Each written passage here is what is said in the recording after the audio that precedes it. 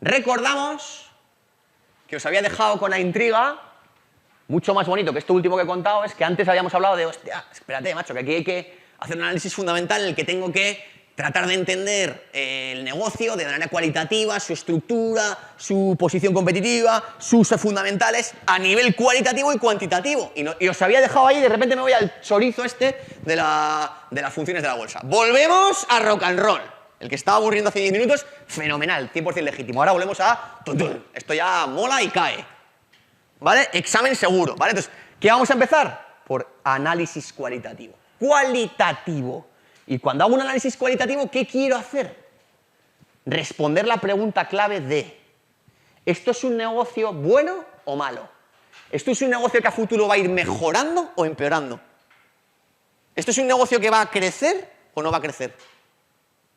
¿Vale? Entonces, ¿cuáles son las 4 métricas clave que vamos a analizar a tope en el análisis fundamental en la parte cualitativa? Esas 4 que veis en pantalla. Seguro que habrá una pregunta de test de esto. ¿Cuáles son las 4 variables clave para entender la calidad de un negocio? ¿Vale? Iré enumerando y unas serán las 4 correctas. Y son esas de ahí. Voy a decir un palabra y si no se entiende el palabra, me tenéis que levantar la mano y cortar. Y lo explico como todo lo que haga falta. Aunque es cierto que tampoco pasaría nada porque no lo entendamos perfecto, porque lo voy a explicar a tope la semana que viene. ¿Vale? Pero aún así, importante. Palabra que va. Las 3 primeras son aspectos cualitativos estructurales. Y la última no es estructural. ¿Me escupís? ¿Qué tal? Tengo que explicar un poco más, ¿no? ¿Qué coño es esto estructural? ¿Quién intuye que es esto estructural? ¿A qué me refiero cuando hablo de estructural? Y si no se entiende, levanta la mano. No, tío, no se entiende nada, cuéntalo. ¿Alguien intuye de qué hablo cuando hablo de estructural? ¿Nadie habla? Fenomenal, es que es un palabra asqueroso. ¡Aquí! Para todas las clases que se nos quedan, cuando hay algo que no entiendo perfecto hay que levantar la mano. Oye, profesor, esa palabra es asquerosa. Cuéntanoslo. No, seréis mucho más polites, seguro, pero no os cortéis. ¿A qué me refiero con estructural? Y es clave. A que dependen de algo que no se puede separar de la propia empresa, algo inherente. ¿Qué estructura hay? ¿Con quién compito? ¿Cómo es mi marca? ¿Cómo es mi relación con mi cliente? Algo que no me puedo llevar, que está ahí y es inseparable y muy difícil de cambiar. El último, que es la parte del equipo gestor, no es el equipo gestor de Coca-Cola puede ser bueno o malo. Lo cambio, echo a unos y me entran otros. Es una parte menos estructural y por tanto menos permanente. Y veremos que tiene mucha influencia, pero que es menos... bueno, hablaremos. Tiene un impacto muy significativo, yo creo mucho en la importancia del equipo directivo, pero no es tan no separable del negocio. Puede cambiar muy rápido, lo otro no. Vale, pero bueno, me he adelantado. ¿Cuáles son las 4 cosas? Primero, rentabilidad, que hoy quiero que penséis con rentabilidad en el que no sea muy financiero, sustituir cuando hablo de rentabilidad por recompensa. ¿Cuánto esfuerzo tengo que hacer y cuánto esfuerzo tengo que hacer para obtener una recompensa? En una situación en la que con poco esfuerzo obtengo mucha recompensa, chollo. En una situación en la que tengo que currar como un chino y luego tengo una recompensa enana, pues una mierda. Pues una cosa rentable es que sin tener que hacer mucho esfuerzo obtengo mucha recompensa. Segundo aspecto, muy importante, capacidad para crecer. Vamos a ver cómo, y no está separado de la rentabilidad, como una compañía con rentabilidades del 100% sin capacidad para crecer, vale mucho menos que una compañía con capacidad para crecer y con rentabilidades del 30%. Es decir, lo que son cohetes son binomio, rentabilidad y capacidad de crecer. Y veremos cómo esa capacidad de crecer depende de la capacidad para reinvertir. Y estos dos vais a ver cómo lo veremos de manera cualitativa, pero lo ligaremos también mucho con la parte cuantitativa. Ratios de rentabilidad, ratios de crecimiento, potencial de crecimiento. ¿Pero qué pasa? Que dependen de manera brutal de la tercera variable, que es la existencia o no de ventaja competitiva, que ya lo introducimos hoy y nos forramos a hablar de ello en las próximas semanas. ¿Por qué esto es importante?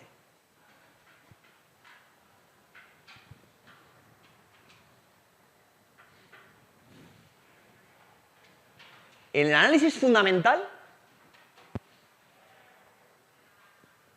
nos interesaba la compañía cómo está hoy o qué nos interesaba más que cómo está hoy? ¿Cómo va a estar, Álvaro, el futuro? Y todo el mundo por ahí hacía así como, no lo han dicho, pero estamos pensando, muy bien interiorizado. ¿Qué significa? Que no me interesa cuánto ha crecido hasta hoy, me interesa cuánto va a crecer a futuro. ¿Qué significa? Que como inversor no me interesa su rentabilidad pasado, perdón, no me interesa, no. Sí me interesa analizar la rentabilidad pasado para entender si eso me ayuda a predecir qué va a pasar en el futuro. Pero mi beneficio o pérdida dependerá del futuro. ¿Qué pasa? Y vamos a hablar mucho de ello.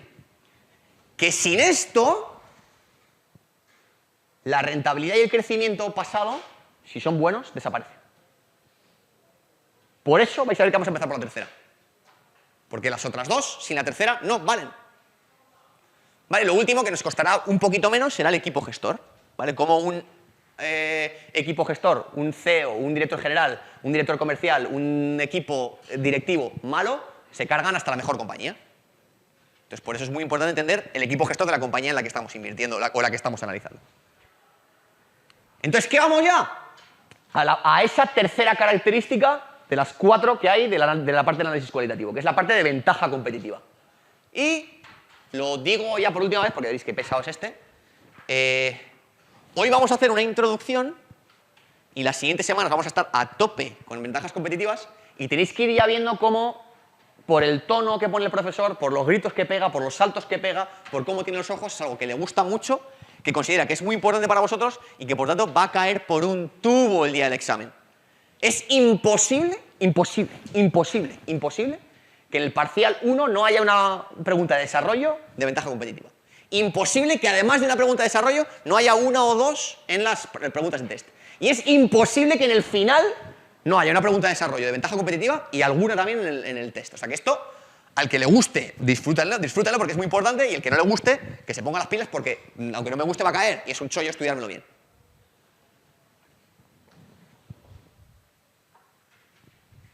Vale.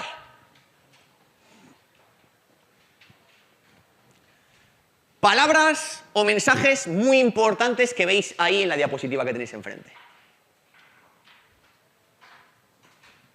En el corto plazo, en un sector y en una empresa, la rentabilidad la determinan la oferta y la demanda. ¿A nosotros como analistas fundamentales nos interesa el corto plazo?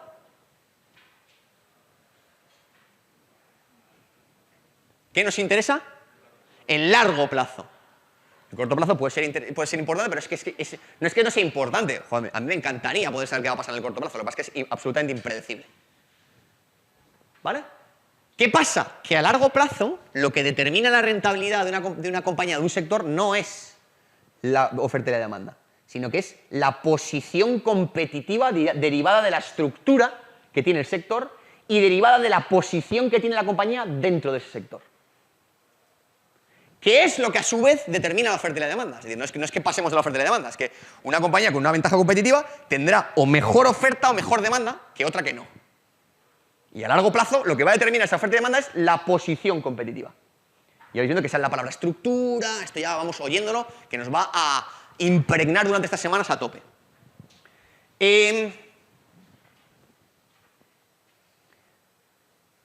Variable clave.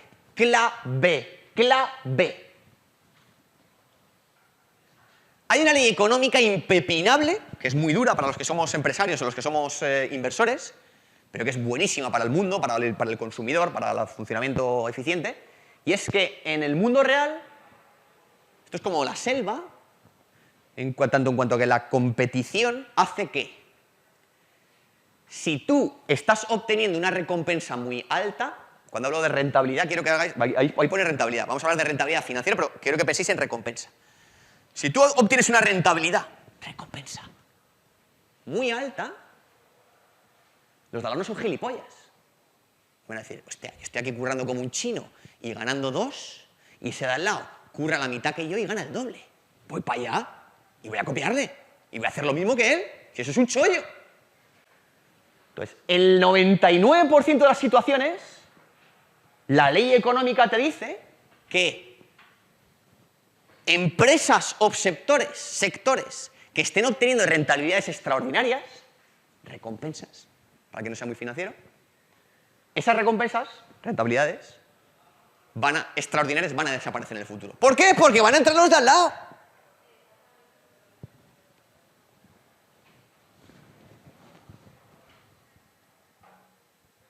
¿Por qué pasa esto? Lo veis ahí en la mayoría de las situaciones. Porque si hay un sector, cuando hablo de sector, y ahora hemos dicho un sector o una industria, es un conjunto de compañías que hacen lo mismo o parecido. Si hay un conjunto de compañías que todas en su conjunto se están poniendo las botas, se están hinchando a recompensa,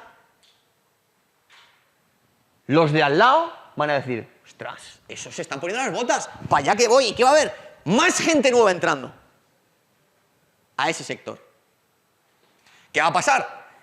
Que antes tocábamos a mucho en ese sector y como entran otros tenemos que repartirles entre más. Se reducen esos retornos extraordinarios. Pongamos aquí un ejemplo más mundano. Imaginemos ahí voy a poner varios ejemplos distintos, pero a ver siempre dos áreas. Área 1 y área 2. Voy a poner un ejemplo más de la selva, otro ejemplo más de economía real, pero no sofisticada, y otro de un poco de economía más sofisticada. ¿En qué orden queréis que vaya? ¿Primero selva y luego del día a día y luego complicado? ¿O primero complicado? Aquí a gusto del consumidor. ¿Por dónde empiezo? Por la selva. Venga, vamos a la selva. Os gusta la parte natural. Vale.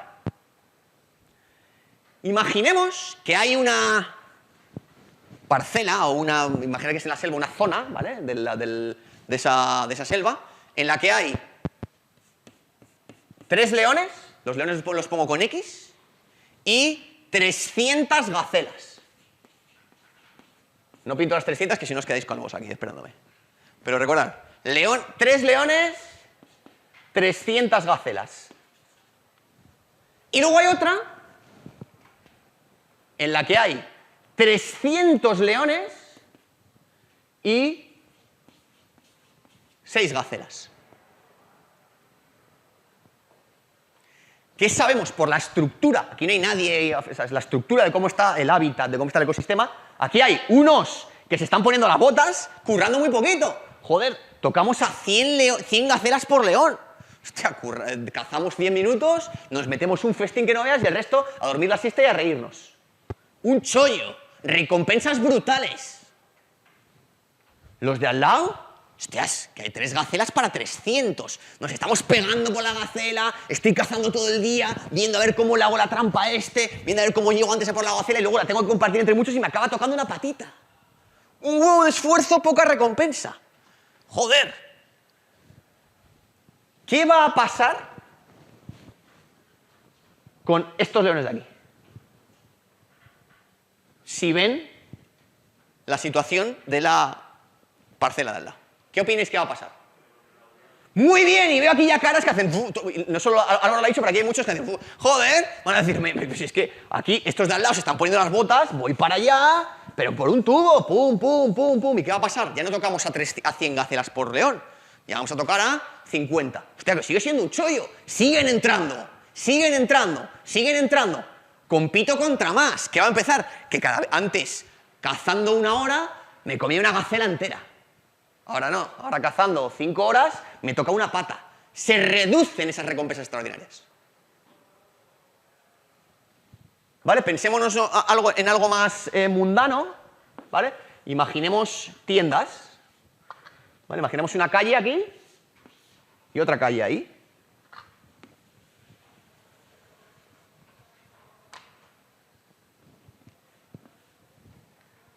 ¿Y qué vemos? Que aquí hay 3 tenderos y hay 1000 compradores con muchas ganas de comprar, dispuestos a gastarse mucha pasta. Y en la calle de al lado hay 300 tenderos y muchos menos potenciales consumidores con menos poder adquisitivo. ¿Qué va a pasar? Lo mismo de antes. Los tenderos del sitio donde hay pocos compradores estarán abriendo a todas horas, currando como chinos y vendiendo poquito. Y estos de aquí, joder, si es que toca un huevo de potencia. Hablo de 11 a 1 y vendo un huevo por un precio altísimo porque tengo poca competencia. ¿Qué va a pasar de nuevo? Y quiero ver. Eso, ya estoy viéndolo. Joder, pues que este de aquí va a decir, oye, si hay espacio aquí, para allá que voy. Y se van a reducir las recompensas extraordinarias. ¿Vale? Todo esto que es muy intuitivo es una ley impepinable del capitalismo que la gente se olvida, que es que si lo haces bien y no tienes algo que te proteja, vas a atraer competidores. ¿Qué pasa? Aquí he hablado a nivel sector, ¿vale? El sector serían todos los que están cazando en uno de los cuadrantes de León. Hay que pensarlo también a nivel empresa individual. Imaginemos que dentro de un sector, una de las empresas es la que está poniéndose las botas y el resto no. No son todos los leones los que están poniéndose finos, sino uno de los leones, joder, es que ese león se ha dado cuenta de que en la esquina de la derecha del hábitat hay una charca donde van a cazar siempre las gacelas. Y lo sé yo solo. Dicen, éramos 6 leones, pero es que hay uno que está comiendo el doble de gacelas con la mitad de esfuerzo. Rentabilidades extraordinarias de una de las compañías. ¿Qué van a hacer el resto de leones? Espérate, vamos a ir nosotros también a ese charco. De nuevo, la atracción, la misma lógica, antes era a nivel sector y ahora es a nivel compañía individual. La atracción que tiene como un imán rentabilidades extraordinarias de competidores. Pero aquí fijaros, como en la diapositiva ponía, en la mayoría de situaciones se produce esto. Y veíamos inexistencia de barreras de entrada. ¿Cuáles son las situaciones excepcionales? Que son las que vamos a buscar y analizar como inversores en análisis fundamental o tratar de entender. Situaciones excepcionales en las que esas compañías o esos sectores que obtienen rentabilidades extraordinariamente altas las siguen obteniendo en el futuro, muchísimos años, desafiando las leyes económicas. En el ejemplo que poníamos visual antes de los leones, recordar, en un lado 6 leones o 3 leones con 300 gacelas y en el otro 300 gacelas con 3 leones. Y os decía, ¿qué pensáis que va a pasar? Y hacíais, joder, que los leones que están en el sitio malo se van a cambiar de lado. ¿Qué situación se os ocurre que puede producir que esos leones que seguían tocando a 100 gacelas por león, es decir, la parte chollo, en la parte de alta recompensa, sigan teniendo altas recompensas durante muchos años? ¿Qué se os ocurre que puede pasar para que se produzca eso? Muy bien, barrera de entrada, y aquí una barrera física. Imaginaos que están los 2 leones ahora, pero es que aquí en medio hay una valla metálica con descargas eléctricas y con tíos encima con un fusil. Es que me encantaría entrar, pero no puedo. Y la ha expresado ese señor muy fenomenal, barrera de entrada. Es la palabra exacta que quiero utilizar ahora. Cuando existan barreras de entrada, se puede producir que los que están dentro, ya sea el sector entero o una compañía individual, se sigan poniendo las botas. ¿Qué vemos? Que con ese concepto de barrera de entrada o de ventaja competitiva, estamos reduciendo algo, esa incertidumbre que hay del futuro. Que es, o sea, si yo veo que ese terreno está rodeado por una barrera, por una valla electrificada con gente arriba con pistolas, puedo decir, mojarme, que a futuro van a seguir tocando a muchas gacelas por león. Reduzco algo de esa incertidumbre tan dura para el analista. Por eso esto es importantísimo. ¿Vale? ¿Cómo funciona esto de las barreras de entrada? Pues ahí veis, perdón que me he anticipado, que os ponía abajo 3 nombres. Buffett, Dorsey y Porter. Seguramente sean los nombres más importantes para el análisis de ventajas competitivas.